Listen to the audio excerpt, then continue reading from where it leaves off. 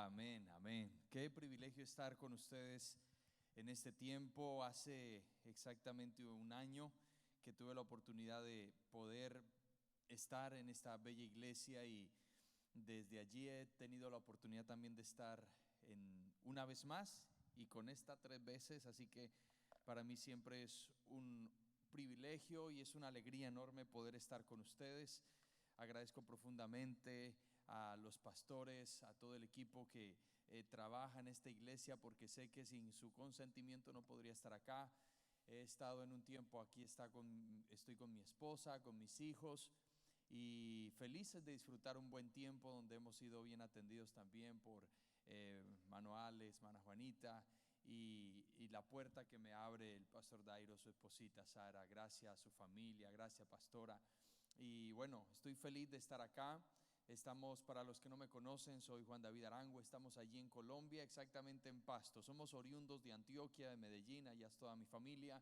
Dios nos asignó a la ciudad de Pasto y allí estamos haciendo una buena obra. Nuestra iglesia se llama Hechos Norte. Para cuando usted vaya allá a Colombia, nos visite y le atenderemos con todo el amor del mundo, sirviendo al Señor, que es una de las cosas más hermosas que puede hacer un ser humano que ha sido bendecido por la mano del Padre. Amén.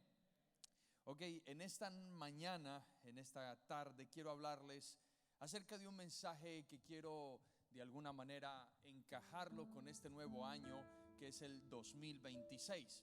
Y voy a compartirle algo que he llamado No te duermas. Diga conmigo, no me voy a dormir. Bueno, eso espero. Y quiero que me acompañe por favor al primer libro de Samuel, capítulo 3, versos del 1 al 2. Dice así la palabra: Mientras tanto, el niño Samuel servía al Señor ayudando a Elí. Ahora bien, en esos días los mensajes del Señor eran muy escasos y las visiones eran poco comunes. Una noche, Elí, que para entonces estaba casi ciego, ya se había acostado. Ahora, todos comenzamos nuestra vida espiritual con pasión. Todos comenzamos nuestra vida cristiana con ímpetu, con un propósito en Dios poderoso. Pero la pregunta que quiero hacerle en esta mañana es: ¿cuántos de nosotros estamos dispuestos a terminar con el mismo ímpetu nuestra carrera espiritual? Con la misma intensidad que nosotros aceptamos a Jesús en el corazón. El día en que tú postraste tu corazón, doblegaste tu corazón en el altar, ese día cuando las pruebas te abrumaron, cuando las circunstancias te abrumaron y dijiste necesito de Dios. En ese momento cuando tu corazón se quebró y viniste al altar, hiciste un compromiso con Dios y le dijiste: Dios, te rindo mi alma y te rindo mi corazón, ahora decido vivir para ti. Ahí empezaste a comenzar bien. Ahí empezaste a leer la palabra con pasión. Ahí empezaste a orar sin medir los tiempos. Ahí empezaste a servir a Dios sin importar si estabas cansado o si estabas con 1000 obligaciones. Estuviste en un punto donde comenzaste bien. El tema es que en el transcurrir de mi vida como pastor me he dado cuenta que mucha gente que comenzó con ese intenso deseo de servirle a Dios, ese fuego se fue apagando, se limitó a un simple fósforo. Porque hay cristianos que se encienden como fósforos. Y el tema es que cuando tú te enciendes como un fósforo te apagas rápidamente. Hay gente que empieza con fuego por un mes, pero el mes se apaga. Hay gente que el fuego le dura 2 semanas. Hay gente que le dura el fuego 1 año y ahí se apaga. Y por eso Jesús nos da una enseñanza magistral en el Evangelio según San Lucas capítulo 8 sobre la respuesta del hombre a la palabra de Dios, sobre la respuesta de su corazón, de mi corazón, a la palabra de Dios. Jesús mismo nos muestra que el problema no radica en la predicación. El problema no radica en el predicador. El problema probablemente no radica en la iglesia. El problema radica en el corazón. Jesús habla de 4 terrenos. El primero habla de un corazón duro, es decir, la semilla que cae en el camino, es la que roba el diablo, sembrando incredulidad. Después Jesús habla de el corazón emocional. El corazón emocional es la semilla que cae sobre tierra rocosa. ¿Cuál es ese tipo de palabra? Es esa que a ti te encanta, te gusta, te captura, pero cuando viene la tentación te mata. Porque como no tienes raíces, el pecado fácilmente te desarraiga de la fe. Las circunstancias de la vida fácilmente te desarraigan de la convicción. Hay otro tipo de terreno que yo lo llamo corazón dividido. La semilla entre espinos. Esa semilla entre espinos empieza a crecer, empiezas a mostrar que en realidad hay, entre comillas, una madurez, pero empiezan ciertas cosas a robarte lo que Dios sembró. Los afanes de la vida, las riquezas, los placeres. Son esas personas que nunca crecen dentro de una iglesia. Es de esa gente que tienes que empujar todo el tiempo. Ven a la iglesia y vienes obligado. Ven a servir a Dios, pero lo sirves obligado. Ora, pero oras obligado. Es la gente que está entre espinos, porque en realidad les encanta más la distracción. Quieren enfocarse más en las cosas que los rodean. Pero Jesús también me habla de un cuarto terreno, y ese cuarto terreno es el corazón humilde. El corazón humilde es la semilla que cae en buena tierra. Es la gente que oye, pero también espera el momento de Dios. Es la gente que recibe la palabra y dice: Dios, ¿qué tengo que cambiar? ¿Cuáles son las cosas que tengo que transformar en mi vida? Que no se ofende con la confrontación de la palabra. Hay muchas personas que probablemente se les habla la palabra, pero tienen un problema: se ofenden con la palabra. No tienen problema en ofender a Dios, pero sí tienen problema cuando Dios los confronta, y la confrontación la llaman ofensa. ¿No te das cuenta que cuando Dios te habla a ti no te está ofendiendo? Te está confrontando. Pastor, ¿y por qué Dios me confronta? Porque es la única manera en la que se puede abrir la puerta para que tu vida sea bendecida. ¿Alguien me dice amén? Escúcheme esto: si le vas a aplaudir al Señor, apláudele fuerte, por favor. Vamos, apláudele fuerte. Que tu corazón sea la semilla que cae, que tu semilla caiga en un corazón humilde. ¿Sabes por qué le digo esto? Y se lo dije a la iglesia hace un tiempo y me ha impactado poderosamente. La palabra de esperanza es importante para la iglesia. La palabra de amor es importante. Claro que sí, yo la predico, tengo cantidad de mensajes de esto. Pero he entendido también algo: la verdadera palabra que transforma la vida, que bendice, que abre puertas, es la que te confronta con tu error. Yo a mis hijos los amo. Yo a mis hijos les doy todo el cariño del mundo, pero nunca tolero su rebeldía. Jamás tolero sus momentos donde ellos intentan pasar la línea. Los confronto con las cosas que están mal. Eso demuestra que yo soy un mal padre o soy un buen padre cuando los confronto.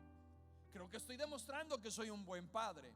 El mal padre es aquel que consiente todo el error de sus hijos, que no les importa si está en la iglesia y se brinca todas las sillas, que hace lo que se les dé, se les antoje. Y usted dice: que son niños. Claro que son niños, por supuesto que son niños, pero el tema es este: si yo no los confronto, voy a levantar hijos no de bien en la sociedad. Lo mismo sucede con Dios. Dios te ama a ti y a mí, pero cuando nos confronta es porque nos quieren moldear con el fin de hacer algo bueno en nosotros. El día en que tú sepas tus errores y los cambies, prepárate para ver las puertas de Dios abrirse en tu vida. Esto nos da una enseñanza, y es que la vida con Dios no se trata de solo cómo comenzamos. La vida con Dios no solo se trata de con la pasión que inauguramos nuestra vida cristiana. Se trata de cómo vamos a terminar. Tú no vas a llegar al cielo por cómo comienzas. Tú llegas al cielo por cómo vas a terminar esta vida. Y sabe, en la Biblia yo veo cantidad de gente que comenzó bien, que fueron héroes impresionantes en la Biblia, pero terminaron mal. Uno de ellos es Gedeón. Cuando usted ve que al final dice que él construye un éfod, y el éfod fue el tropiezo para él y su familia. Cuando tú ves a un Saúl que Dios lo escogió, que Dios lo llamó, pero al final termina consultando a los brujos. Tú ves a un Salomón que Dios mismo lo ama y le dice: te voy a conceder todo lo que quieras, pero terminó con 1000 mujeres y adorando dioses falsos, entre otros. Terminaron mal. Tú me puedes decir que llevas 20 años en la iglesia, pero ¿cómo estás terminando tu vida? ¿Cómo estás viviendo tu vida hoy?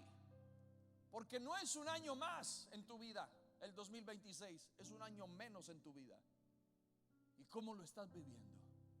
La Biblia dice en Proverbios 4:18, el camino de los justos es como la primera luz del amanecer que brilla cada vez más hasta que el día alcanza todo su esplendor. La palabra para justo aquí es la palabra tzadik, y esa palabra quiere decir recto, quiere decir inocente. Es de saber entonces que en Dios nunca descendemos. Diga conmigo, con Dios.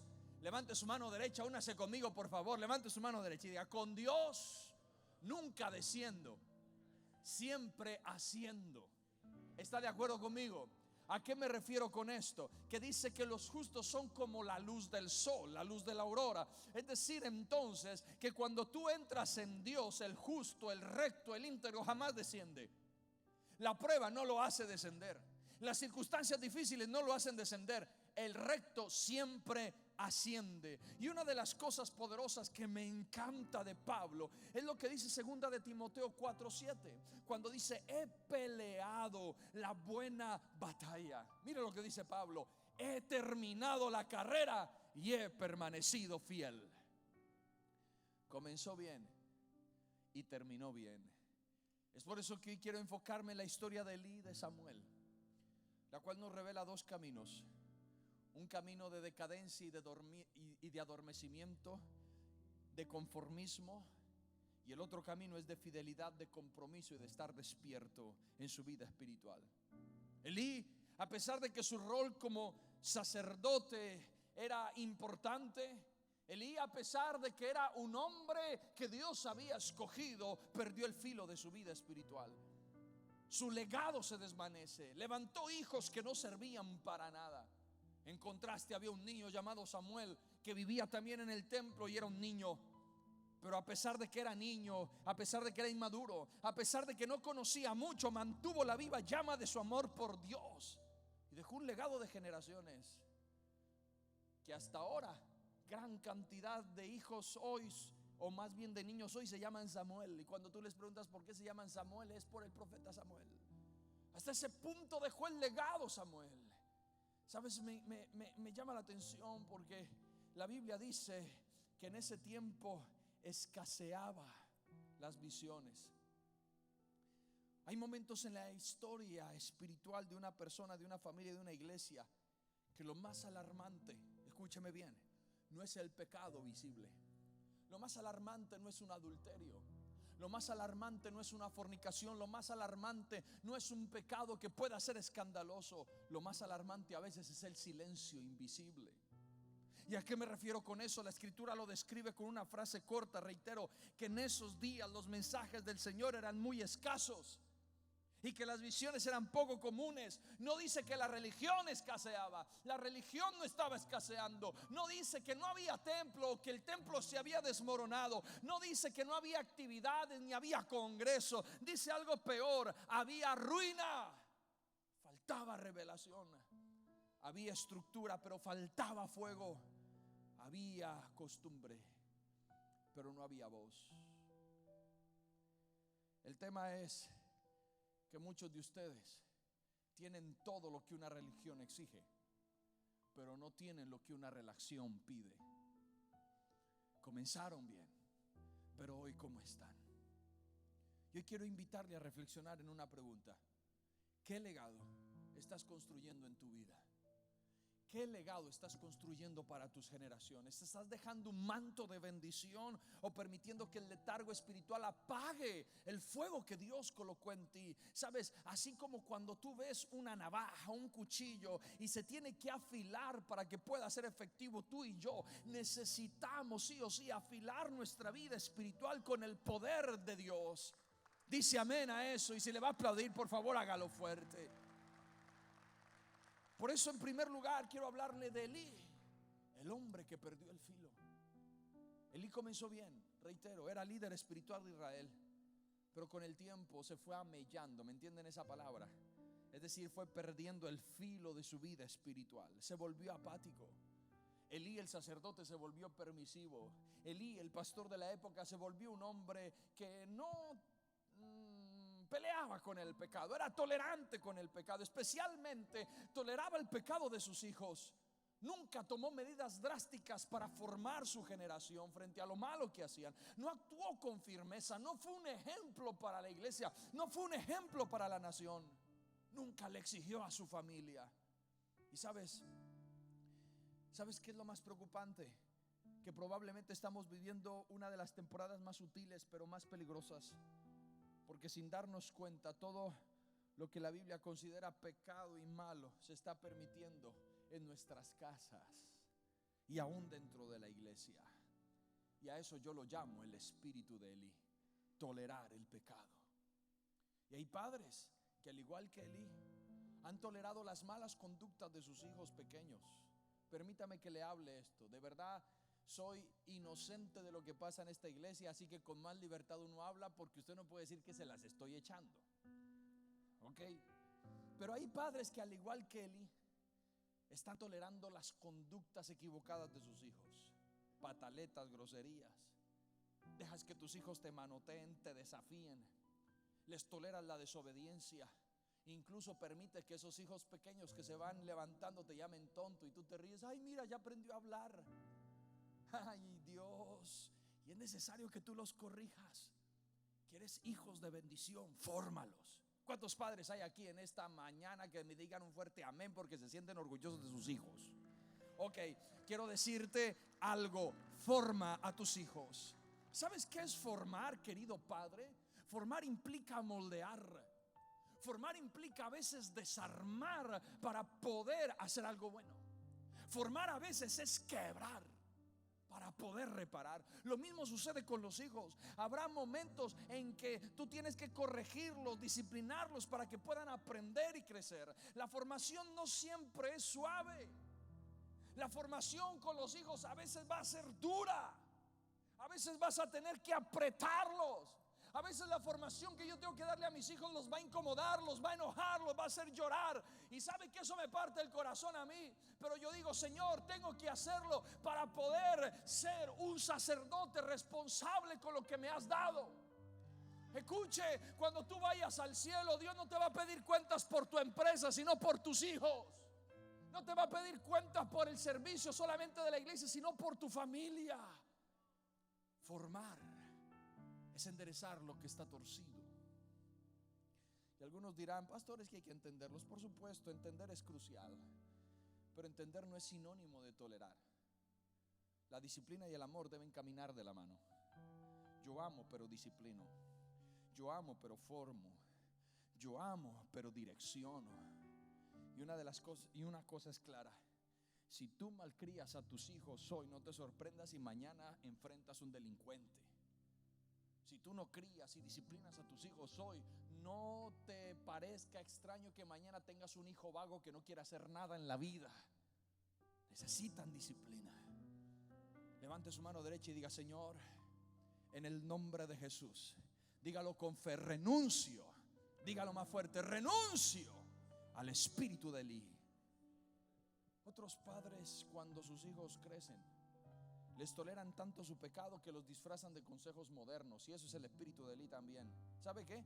En vez de guiarlos a una vida santa, cuando su hija cumple 14 años, le dice: mi hija, ojo con los anticonceptivos, no te quiero ver embarazada aquí en la casa. Ah, qué consejo tan bello. Cuando los muchachos están de 12, 13 años: hijo, ahora ya eres un hombre, mantén un condón en tu cartera. ¿Ese es tu consejo? Literalmente los estás lanzando al abismo, estás patrocinando. Tu consejo los está patrocinando para que sean unos promiscuos en la vida. Los estás impulsando a que sean gente que no tengan valor. Los hijos adolescentes, los jóvenes no necesitan consejos que les estimulen el pecado. Necesitan ser enseñados con el temor a Dios. Yo necesito criar hijos que tengan el dominio propio, que es el fruto del Espíritu Santo: amor, gozo, paz, paciencia, benignidad, bondad, fe, mansedumbre y dominio propio. ¿Para qué el dominio propio? Para que aprendan a decirle no al pecado. Para que aprendan a decirle no a la porno. para que aprendan a decirle no a ese hombre que quiere manosear a tu hija, o a esa mujer que quiere hacer caer a tu hijo. No es dándole condones, es dándole la palabra para que permanezcan firmes. Escucha, mi iglesia, no confundas la libertad con libertinaje, ni el amor con la permisividad. Instruir a los hijos en el respeto va a hacer de que no crezcan con los estándares del mundo, sino con los estándares de la palabra de Dios. Y Elí no tuvo hijos formados. No tuvo hijos formados, que la misma Biblia los categoriza como hijos del mal. Hay otras versiones que prácticamente los llaman hijos del diablo, a tal punto que Dios les quitó la vida. ¿Sabe? Pero Elí no solamente era un mal padre, un mal sacerdote. Elí no era un hombre de oración. Mire lo que dice el primer libro de Samuel, capítulo número 1, verso 9. El sacerdote Elí estaba sentado en su lugar de costumbre junto a la entrada del tabernáculo. Junto a la entrada del tabernáculo. Y me llama la atención porque Joel 2:17 dice que los sacerdotes, quienes sirven en la presencia del Señor, se levanten y lloren entre la entrada del templo y el altar. Que oren: perdona a tu pueblo, oh Señor. Y esto era lo que hacía Job. Job 1:5, mira lo que dice. Cuando las fiestas terminaban, a veces después de varios días, Job purificaba a sus hijos, se levantaba temprano por la mañana y ofrecía una ofrenda quemada por cada uno de ellos, porque pensaba: quizá mis hijos hayan pecado y maldecido a Dios en el corazón. Esta era una práctica habitual de Job. Elí estaba en la entrada del tabernáculo sin hacer realmente lo que tenía que hacer. ¿Sabes qué dice la Biblia? Que Elí debía estar en el tabernáculo de rodillas. Él tenía que estar orando: Señor, perdona a tu pueblo. Señor, bendice tu iglesia. Ayúdame a criar a mis hijos. Levanta a mi familia. Ese era el trabajo de Elí. Pero él llegó a un punto en que su filo se fue perdiendo tanto que él estaba sentado en la entrada del tabernáculo. No le importaba nada. Si la gente llegaba enferma, no le importaba. Si la gente llegaba angustiada, no le importaba.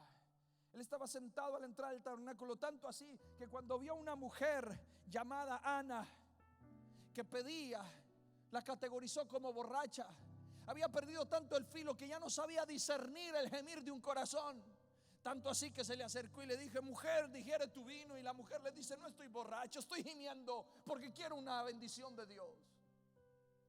Cuando pierdes el filo, tú entras a ser un fariseo que juzgas a todos.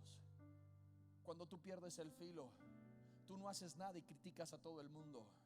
Cuando tú pierdes el filo, te importa más la apariencia que la espiritualidad. Cuando tú pierdes el filo, dejas de orar y te burlas con los que oran. Cuando tú pierdes el filo, criticas a los que viven en la presencia del Señor y los llamas fanáticos religiosos. Elí estaba en ese punto. Veía a otros orar, pero él nunca lo hacía. Padre y madre que están aquí en esta tarde, déjenme decirles que ustedes son los principales intercesores de su matrimonio y de sus hijos. Alguien que me diga amén a eso. Tú puedes pedir apoyo en oración, por supuesto. Puedes llamar a los pastores que oren por ti, que oren por tu casa, por supuesto. Pero escúchame bien, tu lugar de batalla no está en la puerta de tu casa a las 12 de la noche esperando a que tus hijos lleguen.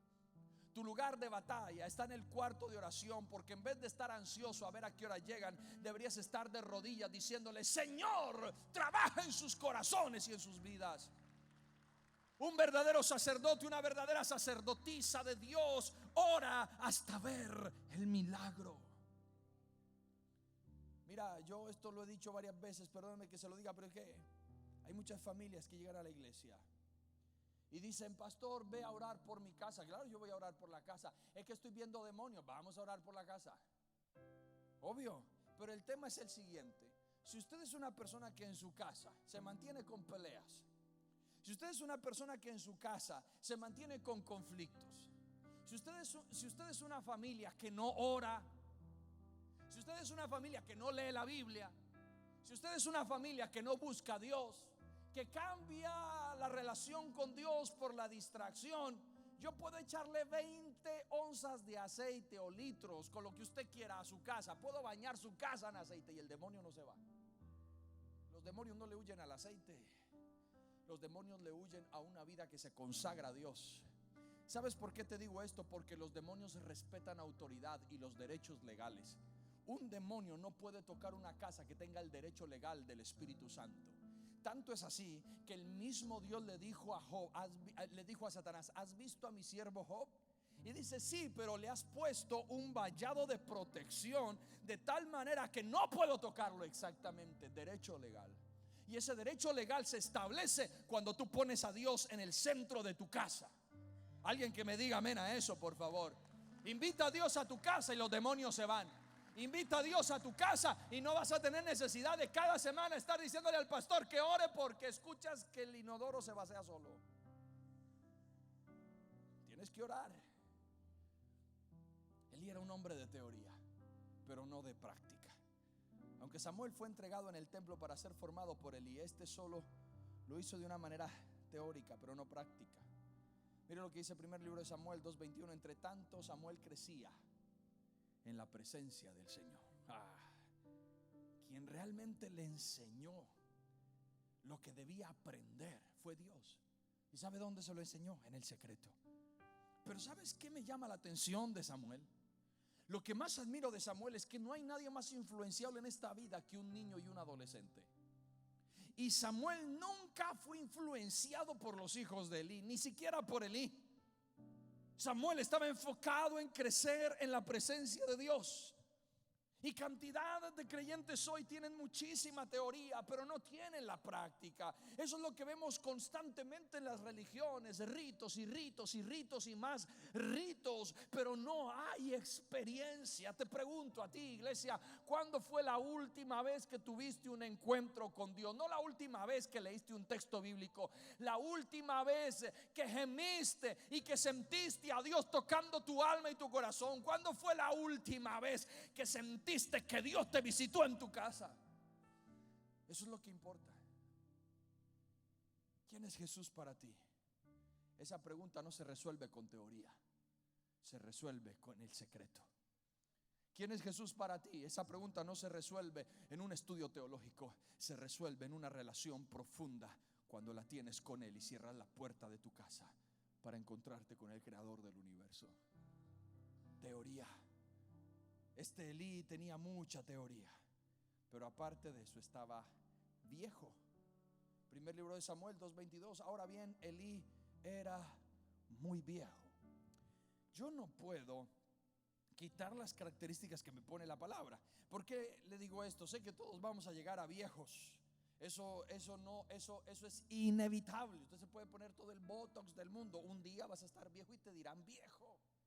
Puedes hacer lo que sea, tomarte todas las vitaminas del mundo, pero un día vas a estar viejo. Yo un día voy a estar viejo. El problema no es estar viejo, porque el tema aquí de la vejez que habla la palabra está hablando de un aspecto espiritual. Porque cuando tú envejeces tu vida espiritual, eres tolerante y permisivo con el pecado. Cuando tú te envejeces espiritualmente, te vuelves alguien inútil. Sabes, el vino en ese entonces era echado en recipientes de cuero, tú sabes. ¿Y cuáles eran los odres? Los odres tenían que ser nuevos. Si tu vino estaba viejo y se echaba sobre odres nuevos, ese se reventaba.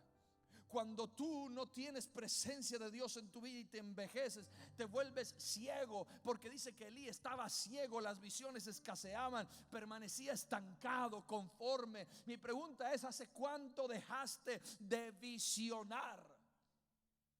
Visión. Pero aparte de eso, dice que Elí estaba demasiado obeso.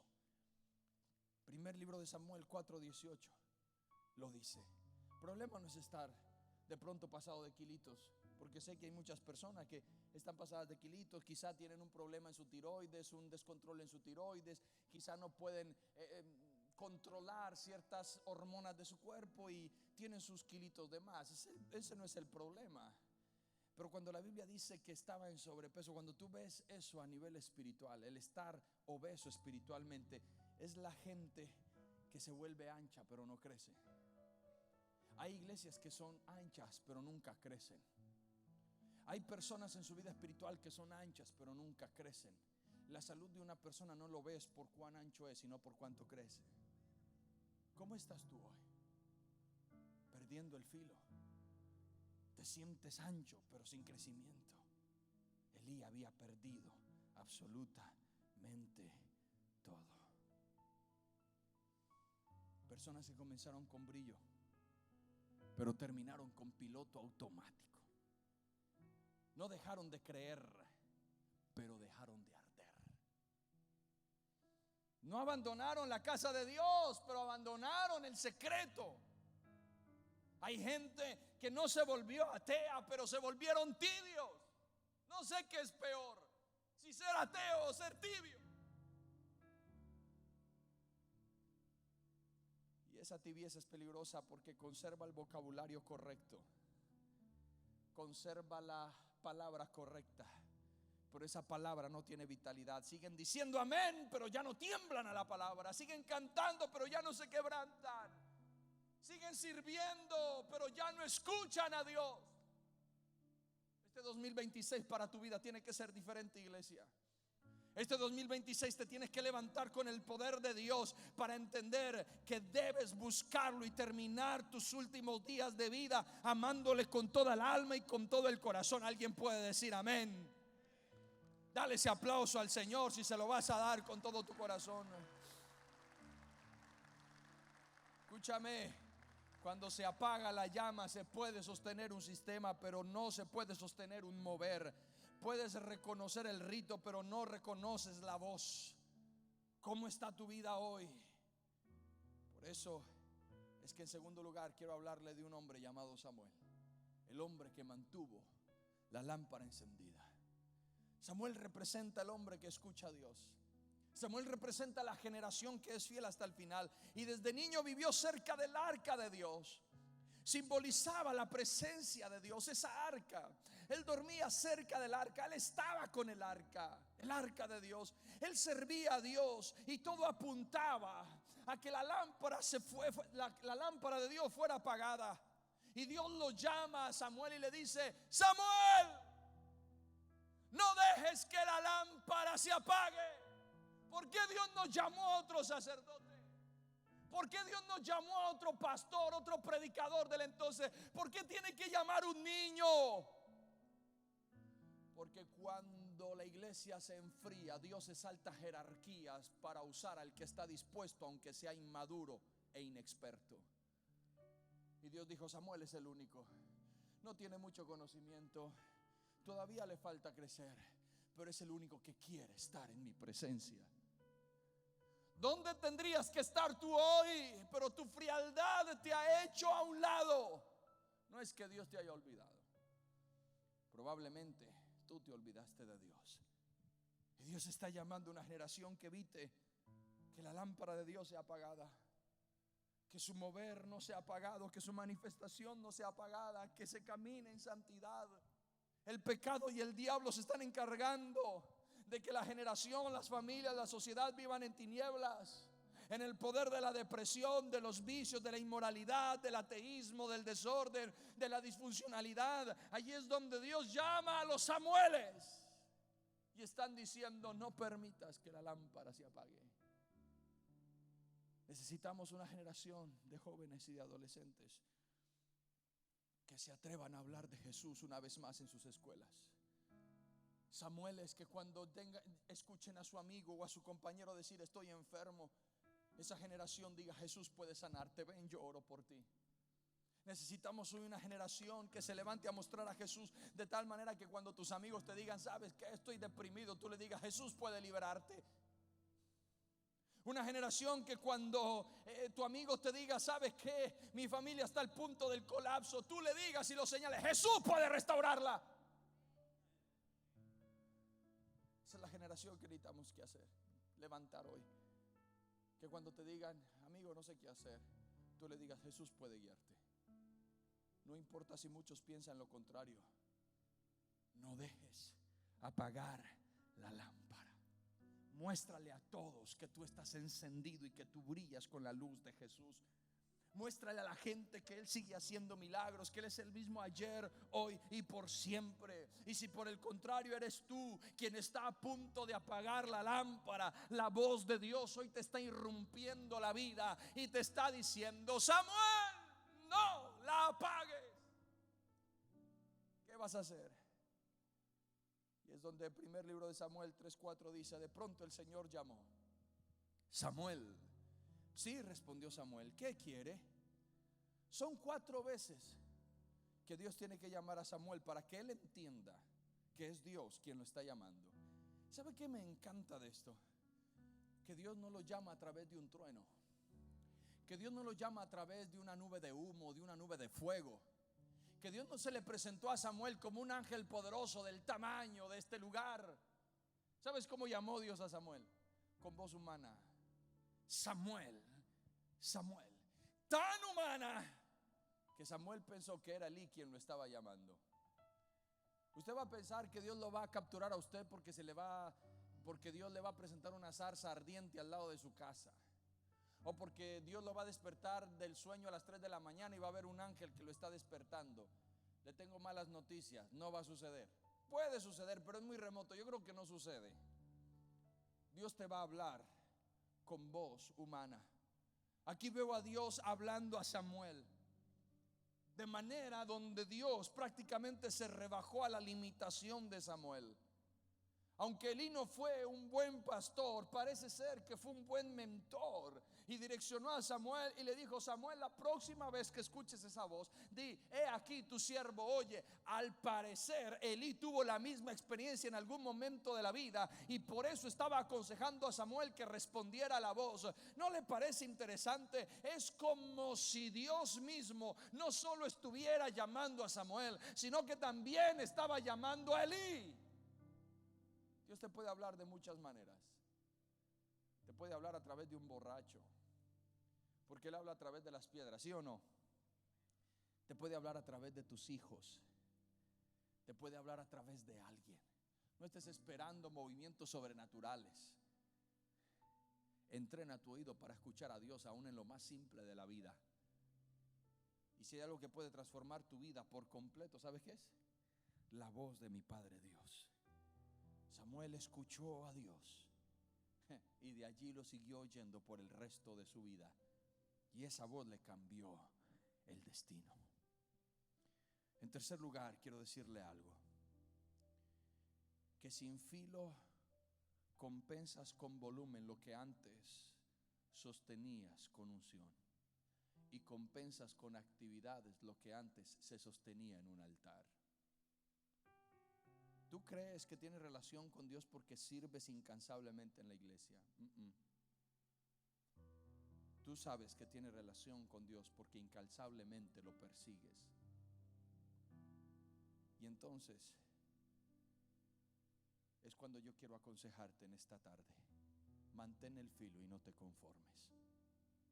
El filo espiritual representa efectividad en nuestra fe, nuestra efectividad en la relación con Dios. Cuando descuidamos nuestra vida espiritual, perdemos el filo y comenzamos a confiar en nuestras propias fuerzas. Es decir, tenemos que dar más vueltas, tenemos que sudar más, tenemos que desgastarnos más para lograr lo que ni siquiera vamos a ver al 100%. Jesús es un ejemplo de una hacha afilada. Mire lo que dice Juan 11:41. Así que corrieron la piedra a un lado.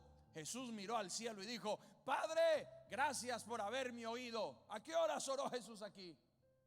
Nunca intercedió. Note que Jesús no solo ordena al enfermo sanar, no solo le ordena al muerto resucitar, no solo le ordena al endemoniado que sea libre. ¿Por qué Jesús, cada vez que tú lo ves haciendo un milagro, no oraba?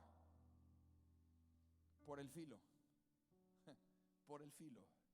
Él se limaba todos los días en el secreto con su Padre, en las montañas, en las madrugadas, en las noches. El filo de Jesús era tan contundente que Él miraba al paralítico y le decía: levántate. ¿Sabe cómo oramos nosotros por los enfermos? No es que esté mal, no es que esté mal, pero eso hace ver que nos falta mucho filo. ¿Qué hacemos nosotros con un enfermo? Padre, en el nombre, y llevamos una hora y por favor sana, y no se sana. No se sana. Vamos con el endemoniado, en el nombre de Jesús, él no quiero, y se queda no quiero, y no quiero, y no quiero, y no quiero, y no se va. Quizá nos falte filo. Porque a veces dentro de la iglesia ya no hay unción, porque nos falta filo. Jesús tenía un filo tan brutal que cuando él miraba al enfermo se sanaba. Que cuando los demonios sentían su presencia, los mismos demonios venían, en Colombia se dice así, venían a pedirle cacao para que no les hiciera daño. Pero hoy, como no tenemos filo, tenemos que hacerle y hacerle y hacerle. ¿Sabe cuál es el peligro de perder el filo? Mire lo que dice Eclesiastés 10:10. Si se usa un hacha sin filo, hay que hacer doble esfuerzo. Por lo tanto, esto es lo que te dice Dios a ti, iglesia: afila tu hoja. Cuando perdemos el filo, la vida se vuelve más difícil. Nos cansamos más rápido. Notarás que caminas bajo el doble de gravedad en tu vida espiritual. Todo se hace más pesado. Cuando pierdes el filo, antes no te dormías en la iglesia, pero hoy te duermes y le echas la culpa a la predicación. Pero no es la predicación, perdiste el filo. Porque cuando tú estás afilado, tú quieres que Dios te hable. Perder el filo es que lo que antes era fácil, lo que antes era un deleite, ahora es una lucha. Ahora peleas con tu carne para orar porque perdiste el filo. Ahora es una lucha para que termines un capítulo de la Biblia porque perdiste el filo. Ahora sacas 1000 excusas para no servir porque perdiste el filo. La oración y la comunión con Dios son las claves para mantener el filo. Samuel dormía cerca del arca de Dios. Mantenía una estrecha relación con Dios desde temprana edad y esa relación lo mantenía en constante renovación. ¿Estás construyendo un legado que habla o estás construyendo un legado que duerme? ¿Estás preparando el terreno para que tus hijos amen la voz de Dios o estás enseñándoles a sobrevivir con la religión? ¿Estás moldeando disciplina y altar o estás moldeando tolerancias y excusas? ¿Estás afilando tu hacha en el secreto o solo estás intentando cortar con fuerza humana lo que solo se hace con fuerza espiritual? ¿Dónde estás hoy? Hoy Dios te dice: no te duermas, despiértate, tú que duermes, levántate y resplandece, porque la luz de Cristo ha venido sobre ti. Hoy te quiero decir, esta nueva etapa que se llama 2026 no puede ser igual para ti. Tienes que pararte, renunciar a Elí y llamar la pasión que había en Samuel. ¿Podrías ponerte de pie, por favor, en esta tarde?